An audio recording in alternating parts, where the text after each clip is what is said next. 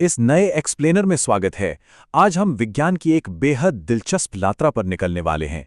हम सिर्फ रटे रटाए तथ्यों की बात नहीं करेंगे, बल्कि उस क्यूरियोसिटी या जिज्ञासा को समझेंगे जो असल में हर बड़े इनोवेशन को जन्म देती है। एक लीडरशिप के नजरिए से देखें तो विज्ञान सिर्फ लैब्स और किताबों तक सीमित नहीं है, बल्कि यह हमारे आसपास के पूरे सिस्टम को डिकोड करने की एक रणनीतिक सोच है। तो चलिए, बिना किसी देरी के इस खोज की शुरुआत करते हैं। शुरुआत करते हैं एक बहुत ही आकर्षक सवाल से। जरा सोचिए, क्या हमारी पृथ्वी के सभी समुद्र तटों और रेगिस्तानों में मौजूद रेत के कणों की कुल संख्या ज्यादा है या हमारी आकाशगंगा में चमकने वाले तारों की?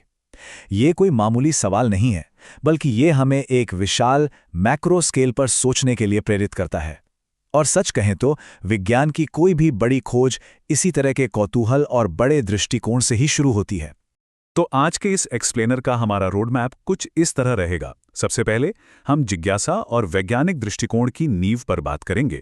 फिर हम सूक्ष्म जीवों की उस अदृश्य दुनिया में जूम इन करेंगे और उसके बाद भौतिकी और ऊर्जा के नियमों को समझेंगे। वहां से हम सीधे ब्रह्मांड और प्रकाश की तरफ बढ़ेंगे और अंत में सबसे महत्वपूर्ण मुद्दा, हमारे वैश्विक पारिस्थितिकी तंत्र और पृथ्वी की रक्षा पर चर्चा करेंगे। चलिए अपने पहले पड़ाव की ओर बढ़ते हैं। खंड 1, जिज्ञासा और वैज्ञानिक दृष्टिकोण।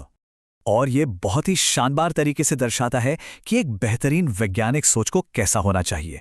एक तरफ हमें ध्यानपूर्वक किए गए अवलोकनों की जड़ों से जमीन पर मजबूती से टिके रहना होता है, बिल्कुल ठोस डेटा की तरह।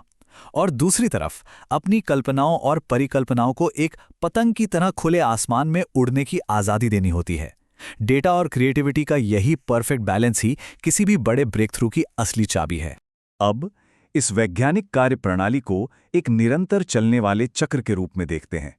सबसे पहले आता है सूक्ष्म अवलोकन, फिर विचारपूर्वक किए गए प्रयोग और उसके बाद स्पष्ट व्याख्या। लेकिन सबसे मजेदार बात क्या है? एक बार जब हमें किसी सवाल का जवाब मिल जाता है, तो बात वहीं खत्म नहीं होती, बल्कि वह नए और अधिक जटिल सवालों को जन्म देता है। यह लगातार सुधार और खोज का एक बेहतरीन और असीमित मॉडल है। अब बड़े पैमाने से थोड़ा नीचे आते हैं और बात करते हैं खंड 2 की, सूक्ष्म जीवों का रहस्यमयी और अदृश्य संसार। ये सूक्ष्म जीव या माइक्रोब्स जो हमें खुली आंखों से नहीं दिखते, उनकी प्रकृति बिल्कुल दोहरी होती है। एक तरफ ये हमारे बेहतरीन अदृश्य सहायक हैं, चाहे वो पाचन तंत्र को दुरुस्त रखना हो या जीवन रक्षक दवाइयां बनाना। लेकिन सिक्के का दूसरा पहलू भी है। कुछ सूक्ष्म जीव हानिकारक एजेंट के रूप में कार्य करते हैं, जो संक्रमण और बीमारियों का कारण बनते हैं। यह प्रकृति का अपना एक अनोखा रिस्क मैनेजमेंट और उपयोगिता का संतुलन है। और यहीं पर हमारी मेडिकल साइंस एक मजबूत ढाल बनकर सामने आती है। सही पोषण, नियमित व्यायाम, औषधियां और सबसे महत्वपूर्ण टीके या वैक्सीन्स, ये सभी वैज्ञानिक साधन हमारे शरीर को उन अदृश्य संक्रमणों से लड़ने की ताकत देते हैं। विज्ञान ने इन अनदेखे खतरों से निपटने के लिए वाकई बेहद प्रभावी टूल्स विकसित कर लिए हैं। चलिए, अब सूक्ष्म दुनिया से बाहर निकलते हैं और खंड 3 की ओर बढ़ते हैं, भौतिकी, बल और ऊर्जा। चलिए, इस पर गहराई से नजर डालते हैं। आज हमारी पूरी आधुनिक दुनिया इसी विद्युत ऊर्जा पर टिकी है। सर्दियों में काम आने वाले रूम हीटर और कपड़ों पर की जाने वाली इस्त्री विद्युत धारा के तापीय प्रभाव यानी हीटिंग इफेक्ट का बेहतरीन व्यावहारिक उपयोग हैं। वहीं दूसरी तरफ बड़े पैमाने पर इंडस्ट्रीज को चलाने वाली मोटरें इसके चुंबकीय प्रभाव पर काम करती हैं। ये इस बात का एक शानदार उदाहरण है कि विज्ञान ने ऊर्जा का प्रबंधन करके हमारे रोजमर्रा के जीवन को कितना आसान और सुव्यवस्थित बना दिया है। मशीनों के अलावा कुछ अदृश्य प्राकृतिक बल भी हैं जो लगातार अपना काम कर रहे हैं। गुरुत्वाकर्षण, घर्षण और दाब, ये वो बुनियादी बल हैं जो पूरी भौतिक दुनिया को चलाते हैं। यही गुरुत्वाकर्षण है जो हवा में उछाली गई गेंद को वापस जमीन पर लाता है, और घर्षण ही वो वजह है जो एक तेज रफ्तार कार को ब्रेक लगाने पर सुरक्षित रूप से रोक देता है। बल और दाब के बीच का संबंध बहुत ही दिलचस्प है। जब किसी जगह पर बल का वितरण होता है तो वो दाब या प्रेशर तय करता है। अब इसे ऐसे समझिए, वायुमंडल में अगर दाब का हल्का सा अंतर हो तो हमें एक बहुत ही सुखद और ठंडी हवा का एहसास होता है। लेकिन अगर यही अंतर बहुत ज्यादा हो जाए तो ये विनाशकारी तूफानों और चक्रवातों का रूप ले सकता है। छोटे छोटे बदलाव कैसे पूरे सिस्टम में भारी अस्थिरता ला सकते हैं, ये उसका एक परफेक्ट उदाहरण है। अब ये भौतिक बल किस तरह काम करते हैं, ये पदार्थों की अवस्थाओं पर निर्भर करता है।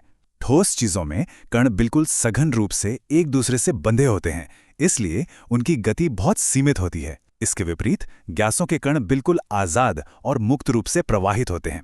कणों की गतिशीलता का यही अंतर ही ये तय करता है कि हवा का दबाव कैसे काम करेगा या पानी किस तापमान पर जाकर उबलना शुरू करेगा। हम जानते हैं कि चीजों को सही श्रेणियों में बांटना विज्ञान का एक बेहद अहम हिस्सा है। हर पदार्थ को हम आसानी से बांट सकते हैं। तत्व जो पूरी तरह से शुद्ध होते हैं, यौगिक जो 2 या 2 से अधिक तत्वों के मिलने से बनते हैं, और मिश्रण जो सिर्फ भौतिक रूप से आपस में मिले होते हैं। अगर हम रोजमर्रा की बात करें तो सुबह की चाय में चीनी घोलना भी वास्तव में एक मिश्रण तैयार करने की ही एक शानदार वैज्ञानिक प्रक्रिया है। और अब खंड 4 की बारी, ब्रह्मांड और प्रकाश, जहां हम बड़े खगोलीय चमत्कारों की बात करेंगे। प्रकाश के गुण सच में अद्भुत होते हैं। जब प्रकाश किसी समतल या गोलीय दर्पण से टकराता है तो उसका परावर्तन होता है, जिससे हमें बिल्कुल स्पष्ट छवियां दिखाई देती हैं। लेकिन जब यही प्रकाश किसी लेंस से होकर गुजरता है तो वो अपने रास्ते से थोड़ा मुड़ जाता है, जिसे हम अपवर्तन या रिफ्रैक्शन कहते हैं। और मजे की बात तो ये है कि सिर्फ चमकदार चीजें ही नहीं, बल्कि खुरदुरी सतहें भी प्रकाश को परावर्तित करती हैं, और इसी वजह से हम अपने आसपास की इस पूरी रंग-बिरंगी दुनिया को देख पाते हैं।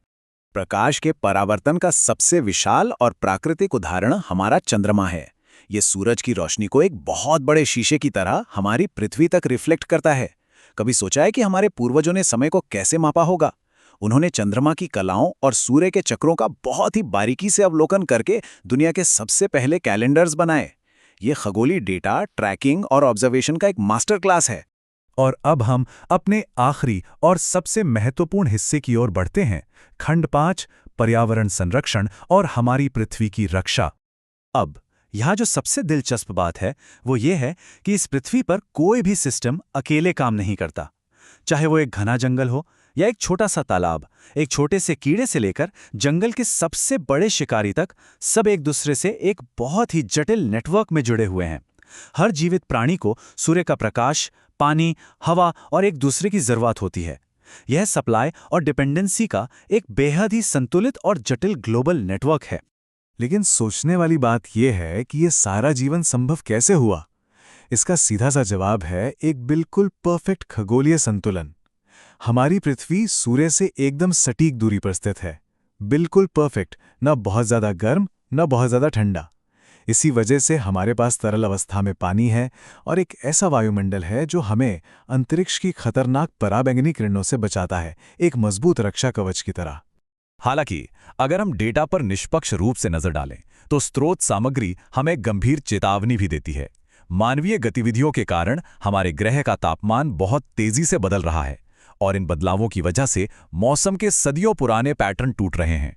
एक लीडरशिप के नजरिए से देखें तो इसके दीर्घकालिक परिणाम हमारे भविष्य के वैश्विक पारिस्थितिक तंत्र के लिए बेहद चिंताजनक हो सकते हैं। तो इस पूरी वैज्ञानिक यात्रा के अंत में हमारे सामने एक बहुत ही अहम और बड़ा सवाल खड़ा होता है।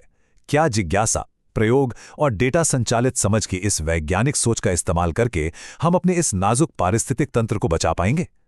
ये सिर्फ एक सवाल नहीं, बल्कि एक रणनीतिक चुनौती है जिस पर हम सबको गंभीरता से विचार करने और ठोस कदम उठाने की जरूरत है। इस एक्सप्लेनर के साथ जुड़ने के लिए बहुत बहुत धन्यवाद।